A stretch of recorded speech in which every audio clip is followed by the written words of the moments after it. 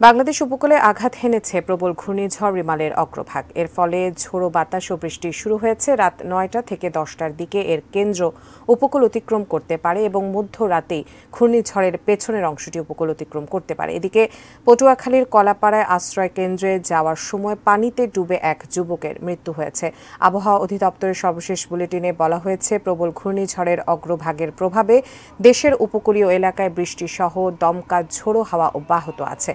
ঘূর্ণিঝড় কেন্দ্রের ৬৫ কিলোমিটারের মধ্যে বাতাসের একটানা সর্বোচ্চ গতিবেগ ঘন্টায় ৯০ কিলোমিটার, যা দমকা অথবা ঝোড়ো হাওয়ার আকারে ১২০ কিলোমিটার পর্যন্ত বৃদ্ধি পাচ্ছিল। সকালেই পায়রা ও মোংলা সমুদ্র বন্দরকে ১০ নম্বর মহাবিপদ সংকেত দেখিয়ে যেতে বলা হয়।